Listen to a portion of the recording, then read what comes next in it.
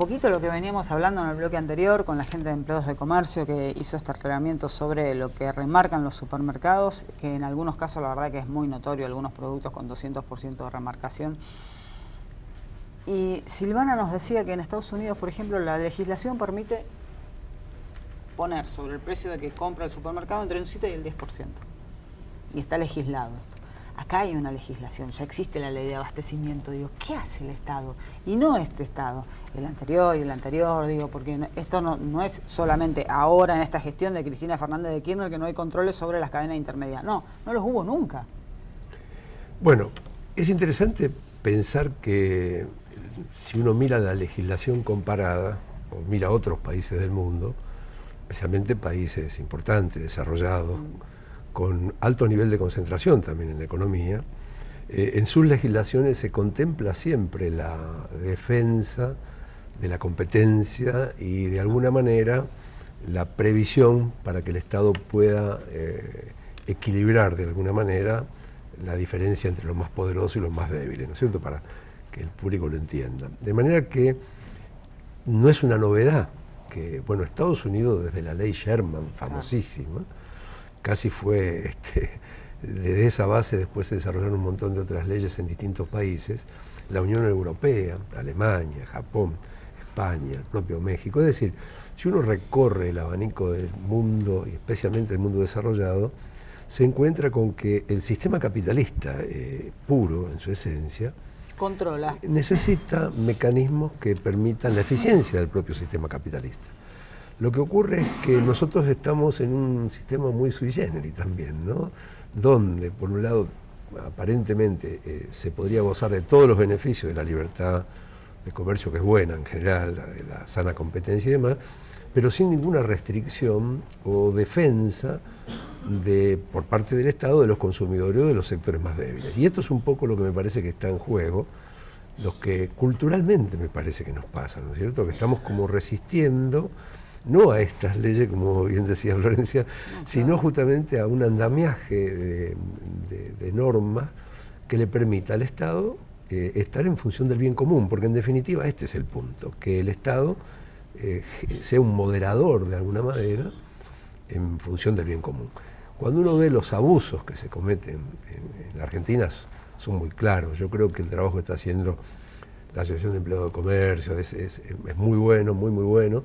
Su participación también en el fenómeno de organización para los precios controlados y demás, nos están indicando que la sociedad necesita instrumentos para, de alguna manera, protegerse, ¿no?, de actitudes que tampoco son de todos los empresarios, ¿no?, son de determinados grupos empresarios, ¿no? La pregunta que viene después de esto es, ya hay una ley de abastecimiento. Sí. Entonces, el Estado, ¿por qué no controla? ¿No sabe? ¿No puede?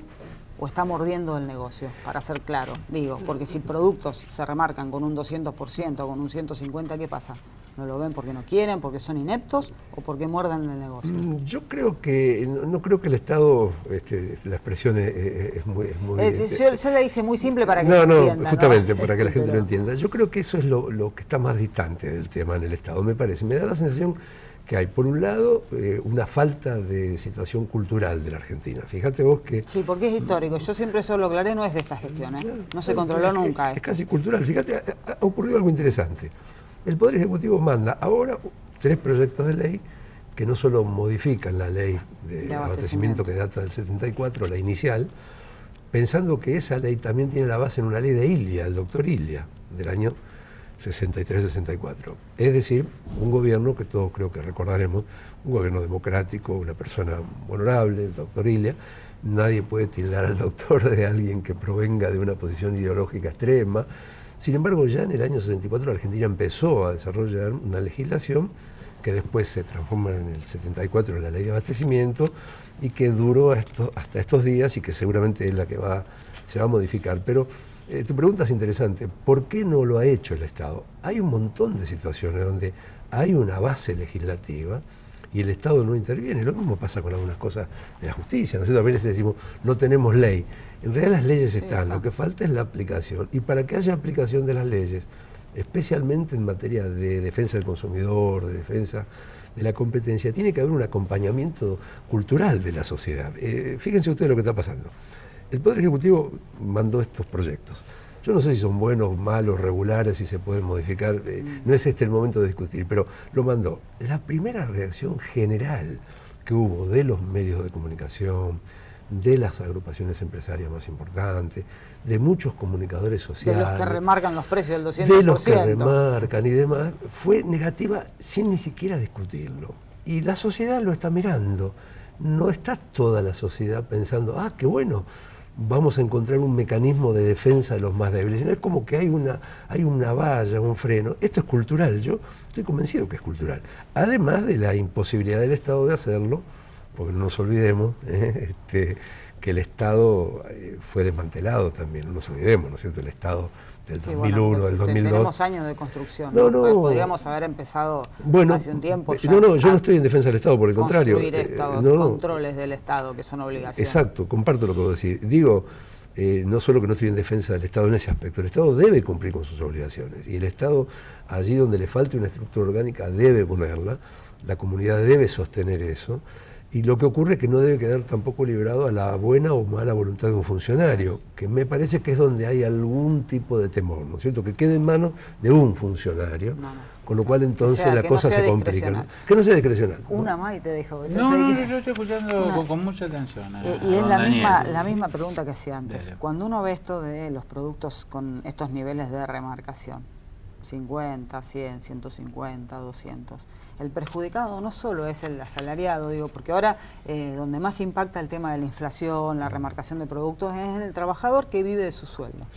Pero no es solamente ahí, sino también en el productor primario. Digo, el que produce leche y tiene un tambo cobra 3 pesos y menos por litro de leche. Y cuando la vamos a comprar está por encima de los 10 pesos. Bueno, esto es, usted lo dice, ¿no es cierto? Es muy claro. Aquí no se trata solo de cómo llega el precio final, que solamente es tan débil el consumidor, sino que la cadena de valor presenta eslabones de mucha debilidad. Mire, acá es así. En el extremo de la cadena, o sea, ¿quién lo produce? ¿Quién se mata todo el día trabajando? Usted habló de la leche, podemos hablar de la hierba, los productos, carne. Bueno, que todo.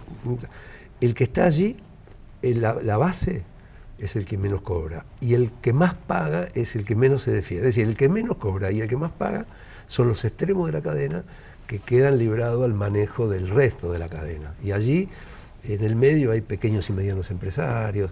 Es decir, el problema creo que hay que atacarlo integralmente. Y por supuesto, la resultante de esto sería una organización productiva mucho más equitativa, con mejor distribución y con precios más acorde con la realidad. Recién yo escuchaba a Silvana, que ella decía con mucha claridad, la inflación no es solo lo que nos dicen, sino también esto tiene que ver con la inflación. Me gustó mucho, ¿no? Un dirigente obrero de un sindicato como Empleado de Comercio, que dijera ello, porque se ve que nos estamos dando cuenta los argentinos que el tema de la inflación no es solo un problema de la base monetaria o del gasto fiscal, sino que evidentemente hay otros componentes, los formadores de precios, como vos decías recién, Florencia, los abusos, la falta de defensa a veces del consumidor, que hace que se vaya armando esta cuestión de precios, que en definitiva vos sabés muy bien que casi el 70% de los productos en góndola de los supermercados están controlados solo por 30 grandes empresas, de las cuales 8, que son las más importantes, son multinacionales. Entonces, fíjate el grado de concentración que tiene un producto de suma necesidad, masivo, donde todos vamos a consumir, y donde estamos indefensos, porque vos te acercás a una góndola y estás indefenso, no le ves la cara a nadie, levantás el producto, pagás el precio. Es decir, es muy complejo el fenómeno.